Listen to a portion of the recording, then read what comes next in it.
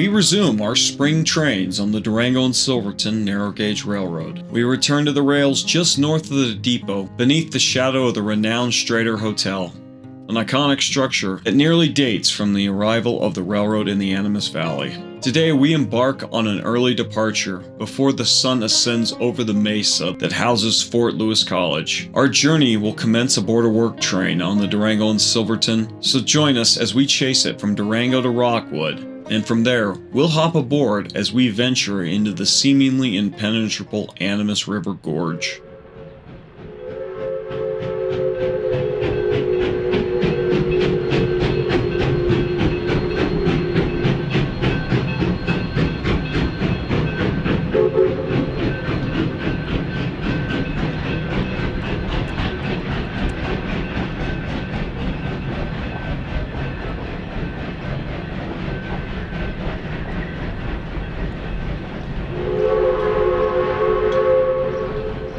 We catch a train at Oxbow Park, and directly behind K36 number 480 is two distinctly different hopper cars that were never seen on the Denver and Rio Grande Western. While most freight cars on the Grand were of wooden construction and its drop-bottom gondolas, specifically a distinctive design with low-slung slides, as can be seen behind the rail lane flat cars and ahead of the passenger cars on this consist. No, the two cars are more akin to the steel hoppers built to haul coal across the United States in the early 20th century. Well, that's because it was, kind of. These hoppers are not standard gauge hoppers that have been regauged. They are actually built as narrow gauge and originate from the far east of the United States. These hoppers originated from the East Broadtop Railroad of Pennsylvania, where they hauled coal out of the hills to Mount Union, where the coal would be transloaded for shipment across the East Coast. After the closure of the EBT in 1956, these hoppers remained dormant until the 1980s, when 5 of them relocated westward over the Continental Divide and joined the maintenance fleet of the newly established Durango and Silverton.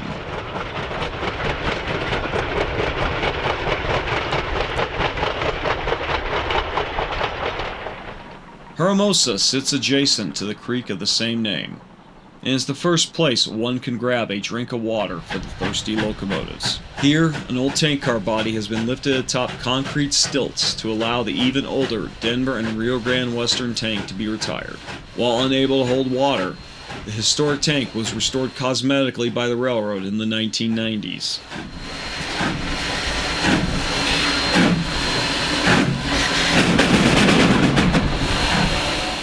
And while this new tank is rarely used by the big Mikados, today Engineer Matt brings the spout down to fill the 5,000-gallon cistern before climbing the grade.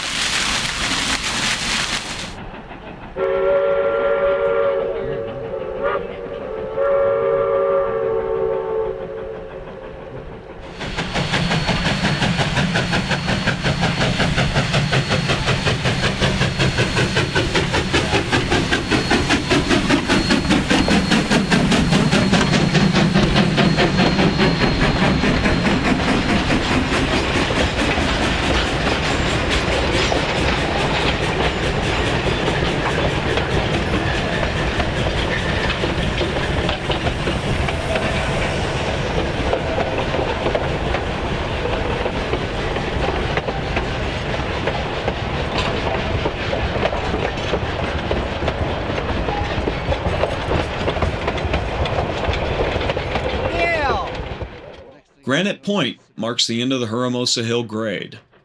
This shelf of track shoots the gap of Elbert Creek to access Rockwood, and its twisting grade clings to the cliffs above Shalona Lake.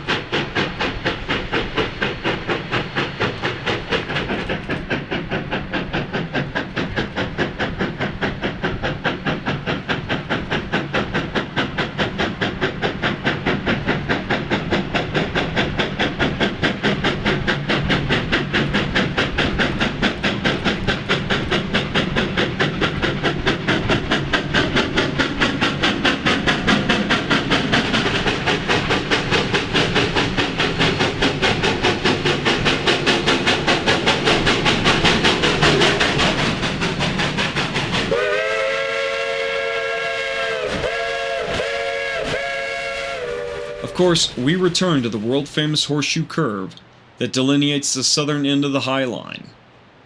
480 and its train tiptoe onto the narrow shelf that protrudes above the raging Animus some 300 feet below.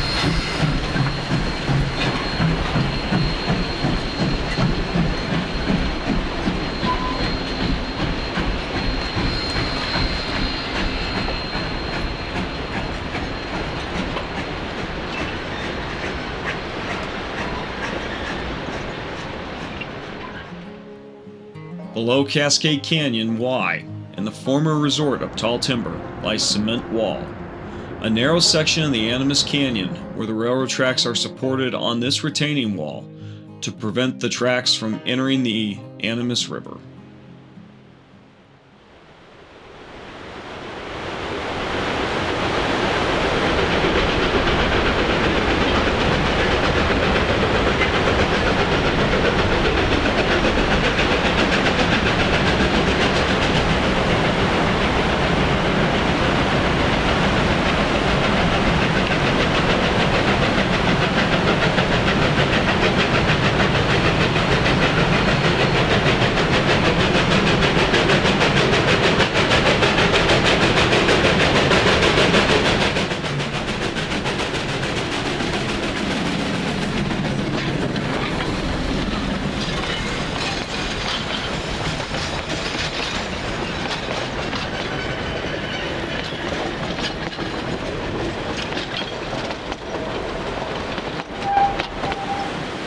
Proceeding upstream, we transit over the Animas River at Teft. North of the Truss Bridge, the railroad rises above the turbulent waters of the Animas on a retaining wall constructed from repurposed rails and river rock.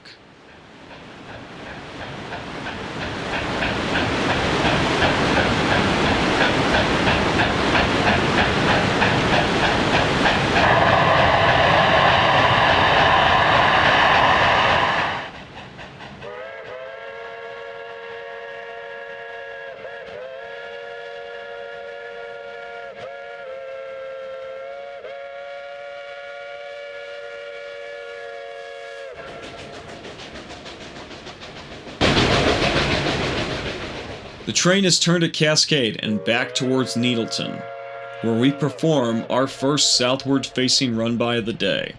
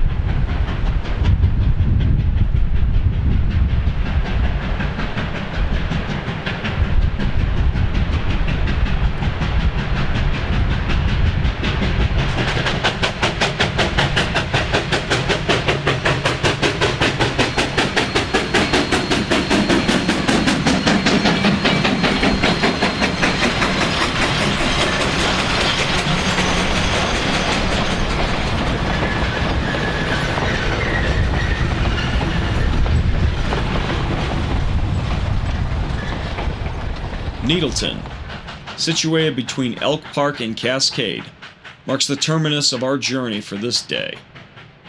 Historically, this location served as the departure point for prospectors embarking on expedition into the Needle Peaks and the Chicago Basin in pursuit of their fortunes. The Needleton community was anchored by a post office established here in May of 1882, which ceased operations during the winter of 1919. Less than a decade later, the remnants of the town appeared to vanish following the catastrophic flooding of the Animas in 1927, which swept away the station. Of course, the reason for a siding is to allow trains to pass each other, and today we're now in the clear K37 number 493, leading the daily Silverton train en route to its famous destination.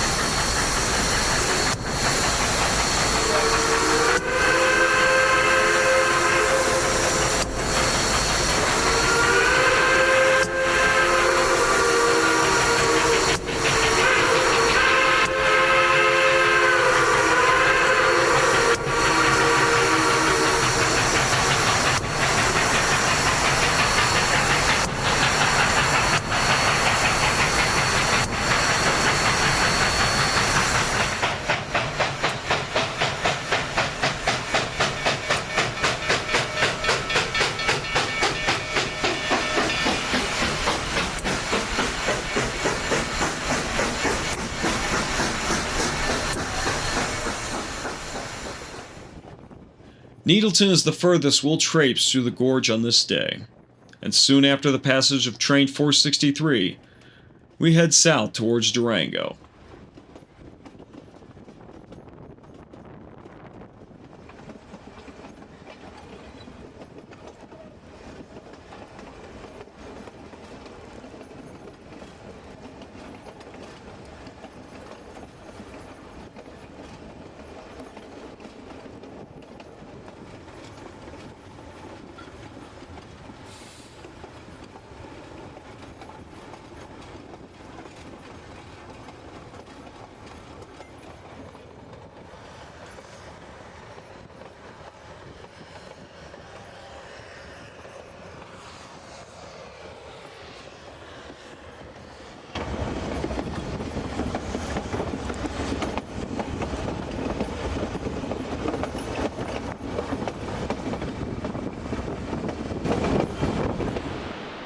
We return to Cement Wall, this time heading in the opposite direction from the morning.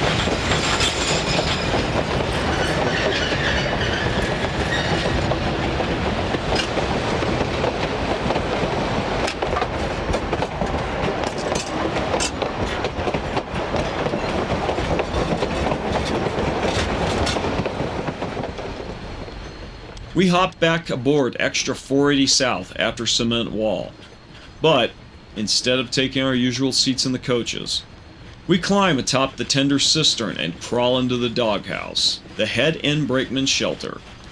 This shelter allowed the trainmen to monitor the train's conditions as it moved along. From here, the brakemen could spot hotboxes, shifted loads, or any other potential obstacles that could hinder the train's progress.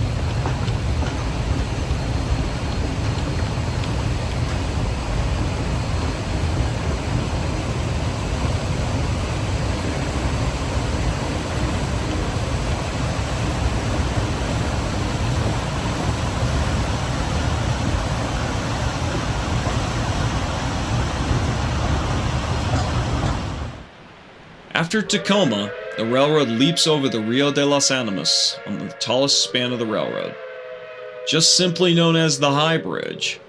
This bridge marks the northern terminus of the High Line, and the tracks ascend gradually away from the river until reaching Rockwood.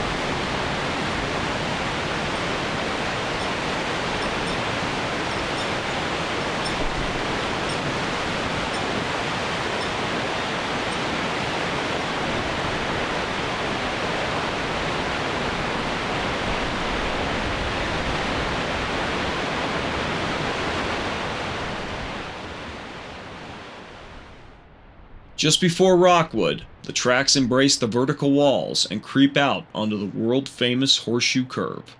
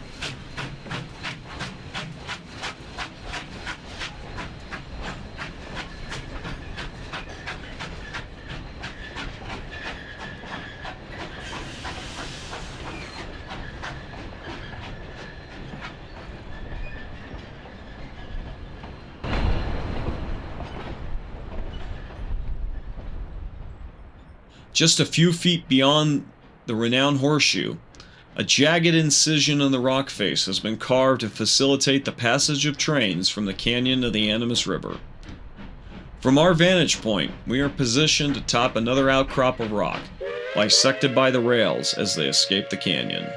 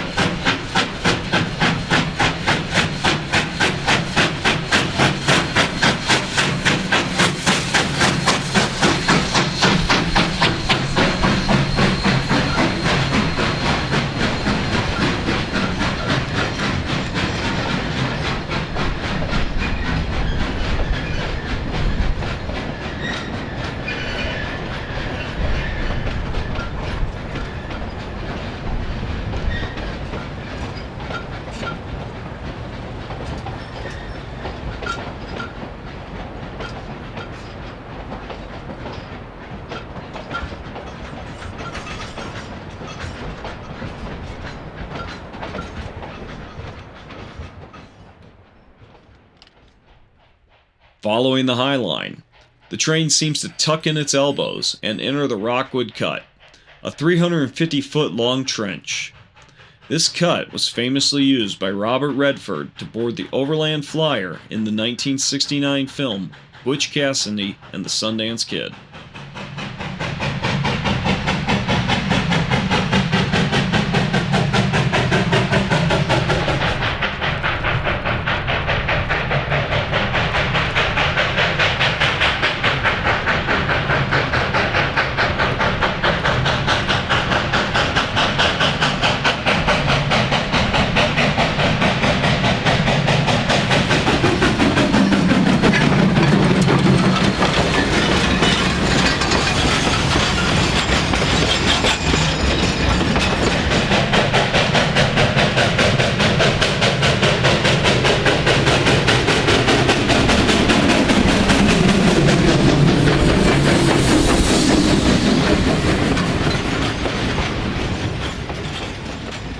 After Rockwood, our trip ends on this work train on the Silverton. I'd like to thank you for joining us on this adventure, and if you haven't already, please like this video and leave a comment on what you thought of this production.